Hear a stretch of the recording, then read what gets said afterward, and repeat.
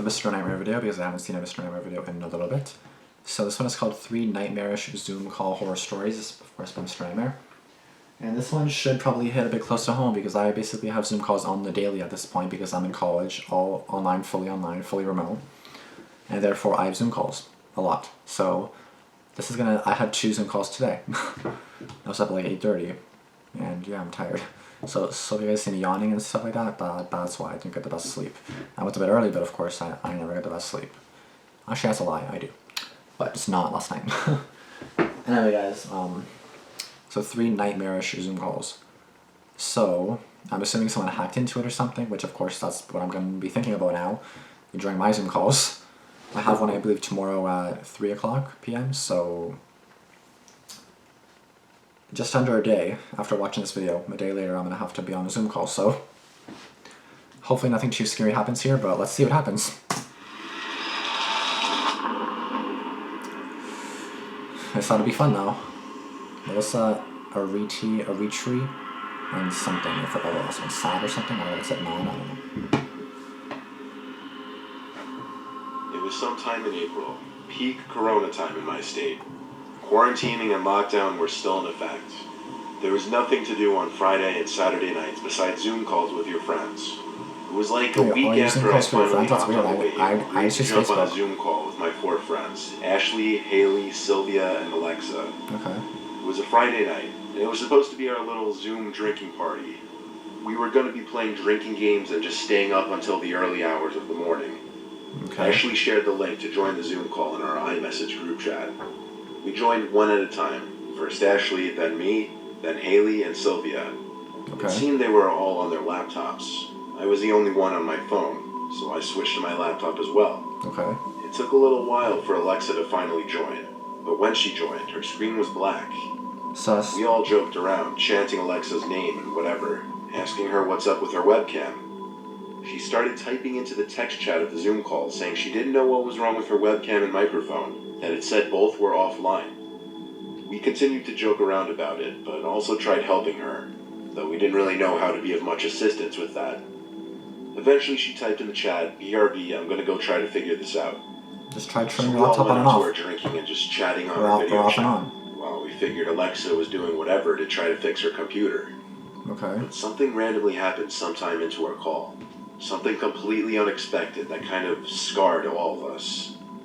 Alexa's cam suddenly started working, and her box went from black to showing an old creepy man doing something I really don't want to repeat. When he noticed the camera turned on, Oh my he jumped god. to close the laptop, and the screen went dark again. What the fuck? The 4 of us screamed and started freaking out. We tried calling Alexa, but now it seemed her phone was off. Oh my god. We didn't have her mom or sister's number, so we all agreed to drive over to Alexa's place to see what was going on.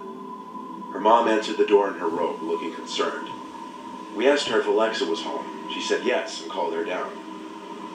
Alexa never responded, though. She's Her mother dead. said she had just gotten home an hour ago, but that Alexa's door was locked half an hour earlier. We all explained what happened on the Zoom call, and she freaked out and ran upstairs to bang on Alexa's door. I got no Shit. answers. We all got a sickly feeling when we realized what could be going on. Alexa's mom called the cops that second, and when Officer Perry showed up, we told him everything. He called for backup and went upstairs to knock on the door and tried to reason with whoever could be in there. Okay. When there was no response, he began to kick the door down. When he finally broke through the door, there was no one on the bed. The laptop and phone were left on the bed, but no one was in the room. The window was wide open, enough for someone to crawl through and hop outside down to the awning roof below. We all found Alexa in the basement minutes later. She was hiding under a blanket in the corner of the room. Okay. She said when she was home alone, she saw some older man with a big knife sticking out of his pocket in the living room, so she snuck down to the basement and hid. Shit. She didn't know when it was safe to come out of hiding, as she couldn't hear her mother getting home. Police backup finally showed up, and the information of the break-in and the man was sent to the local news outlets to alert people to be on the lookout. It's crazy how that Zoom call might have saved Alexa and her mother's lives. Shit. Yeah, but how did the mom not notice? Or how did the guy not notice the mom come in if she was home? I don't understand that, you know what I mean? Am I I just stupid or A few something? weeks ago, my friends and I decided to hold a Zoom reunion, as That's we had not a seen big each other call. for quite some time. It's a huge All call. of us finally had the time to chat since there was a lockdown in our country. We're all college students, and most of us had lost contact with each other. So we decided to post on our social media that we would be holding a Zoom reunion, which was open to all the alumni of our old school. That's cute. We got responses from many people, and we even accepted people we didn't know as long as they knew our mutual friends. We wanted it to be a big social event and didn't really care who joined. Oh, you should care who Finally, joins. the day of the reunion arrived. I scheduled a meeting and posted it on my Instagram story because there were too many people to individually text, which I now realize was a big mistake because I had basically given everyone access to join the Zoom call. Yeah. The Zoom meeting began normally, with all of us excited to meet our old friends. We made some new friends through our mutual friends, and we were having a grand time. Until? When someone called Sat_Ann_20 unmuted their mic and started making groaning sounds. We had a friend named Ann, so we thought it was just her pranking us.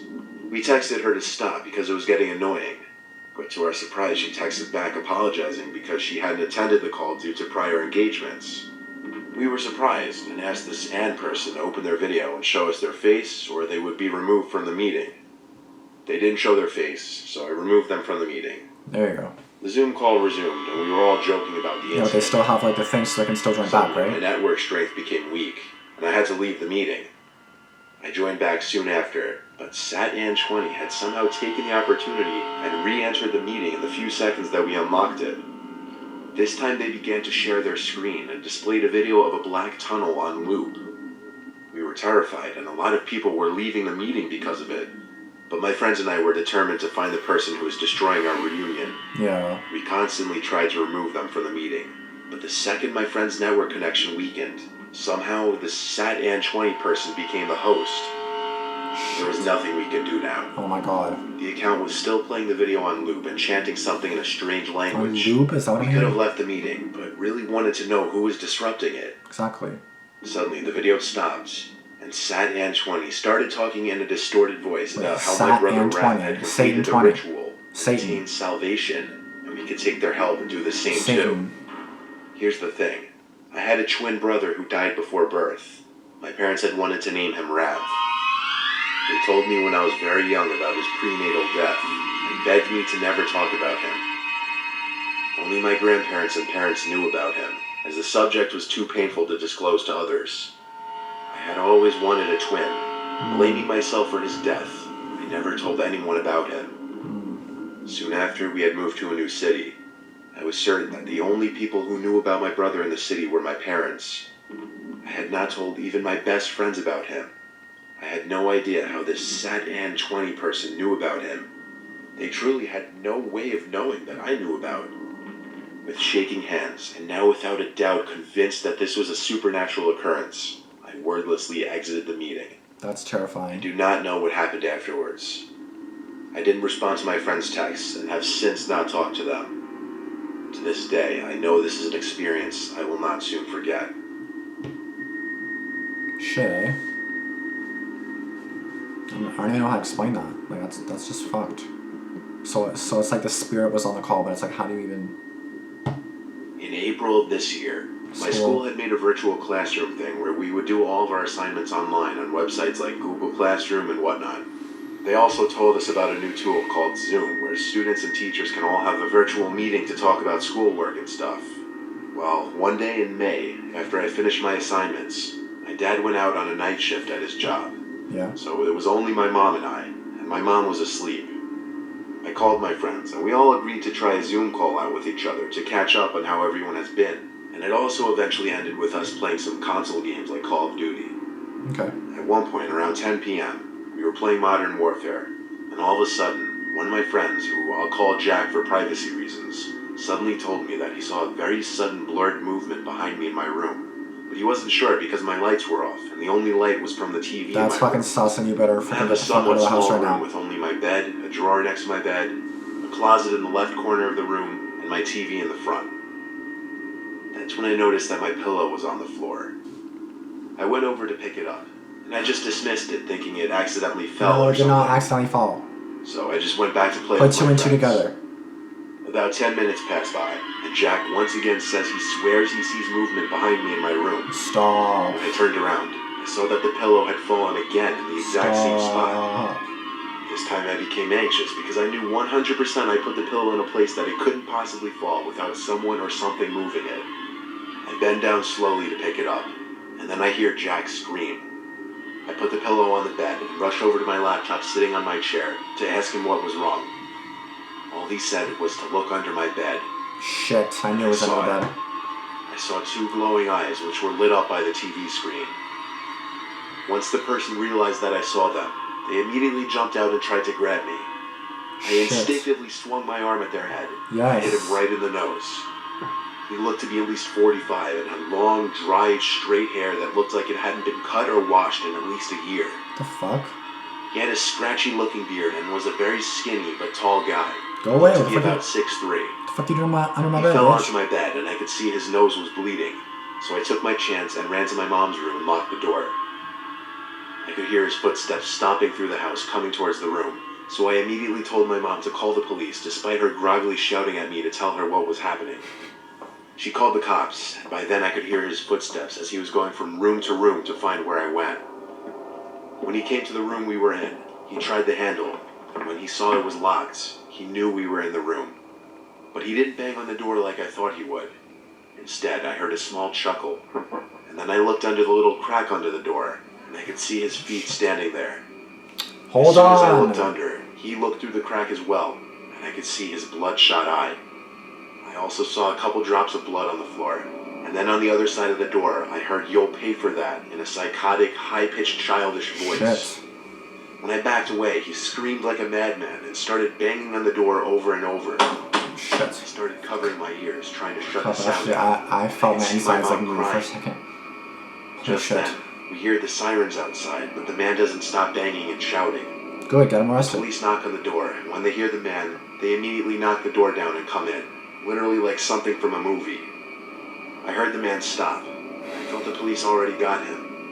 When I opened the door, I saw the man facing the two officers, looking like he was going to attack them. When he stepped towards them, one of them shot a taser at him, and he immediately fell and started shaking violently. They cuffed him and took him out to the car. Very and good. a third officer came to question me and my mom. Love it. I told him the whole story, and then the three officers started searching for the place of breaking and entering. And it turned out that he had broken in through the window in my dad's office room. And they found a small axe and drill under my bed in my room. Oh my god. We later found out this man wasn't documented, and no one knew who he was. He didn't appear to have any family. What? He was sent to a mental institution, but that's not the worst part. The police later tried to find out where the man originally lived, and all the man told them was that he lived in the woods near my home. When the police went searching for his home for any evidence, they found a small secluded area in the woods with a small wooden shack. When they went in, they told us that they found multiple weapons, bags of old food, and worst of all, 2 pictures of me, one of me asleep, which was taken from inside the house outside my bedroom door, and one of me eating dinner from outside the window. Oh my I god. hope nothing like this ever happens to anyone, and I hope no one else has to add another bad memory to the long list from this terrible year. Holy shit. That's actually terrifying, and now I'm actually really scared to go on Zoom now. Oh my god, okay. I'm just really glad that everyone's okay. Like, I just can't even express how happy that everyone's good. Oh my god. It's even more fucked up that he wasn't even, like, documented at all. Like, no one knows his name, he has no family, he has an axe and a drill under his bed. How the fuck did he used to get under his bed? Like, I don't understand. Like, I assume he broke in, went to his room, and then when he went to his room, but, like, was he not in his room the whole time? I guess the person did. My stomach is growling a lot. I have to eat something, and I just ate it a few hours ago. But yeah, during the whole video, I'm just like, ugh, my stomach. But yeah, I don't even know what to say to that. Like, I don't know. Like, how did he? Because like the guy saw him, right? So like, was he just like casually walking by him? Like, I have no idea. Like, what? It was dark, so it's like that definitely could have saved his life. Like, can you imagine he wasn't on call? He was normally playing a game, and then an axis in his head. That's it. He's done. Like, can you even fucking imagine that? Like, 2 pictures of him. It's like that was his goal, like, to kill him. Why? I have no freaking clue. I have no clue why he just targeted someone random like that. I'm just gonna check under my bed 1 second. Just 1 second. I swear to God, if someone's under my bed, I'm gonna go ham. I'm good. Now the closet. Anyone in here? I'm good? No? Okay. Well, I'm just gonna assume I'm okay, and if this video goes online, then you guys know I'm okay. Okay? For now, at least. But yeah, no, like seriously though, that's insane. I can't believe that actually happened. Like someone just like under your bed, or you're just having a normal Zoom call playing a video game and someone's under your bed about to kick with a drill and an axe. What the fuck? Like that's all I have to say to that. What the fuck? Like what? Like what the hell? Like I don't even know what else to say, but what the hell? Like am I... Oh my god. Alright, well, that's gonna be an end of this crazy Zoom video. Again, I have the Zoom call tomorrow at 3, so in about 22 hours from now, so very specific, I know. But basically just under a day from now, and I'm actually nervous for it now. I'm actually gonna be like looking around, like looking at my camera, seeing anyone behind me. That's why I'll like this camera too, because this one, it turns both ways, so like you can obviously film it like this way, and then also turn it towards you, so you can see it, so it's obviously really good. But before I continue on these YouTube videos, I gotta eat because I'm starving, so that's gonna be it for this video though. Please let me know if you guys have had any extremely disturbing or even just like slightly disturbing Zoom calls, how they went, what happened. My stomach is way starting to hurt now. I really gotta eat. But yeah, I can't talk anymore, I gotta eat. But yeah, just let me know of any Zoom experiences you may have had since the beginning of April. Because ever since then, I guarantee you Zoom has been like totally like the main platform for school and even friends and stuff like that. For me, we're just friends though. I use Facebook or Snapchat. Yeah, Facebook, not Snapchat ever. But yeah, like Facebook is our Zoom, I guess you could call it. But that's gonna be it though. Thank you guys for watching. I'll see you guys in the next video. Peace out.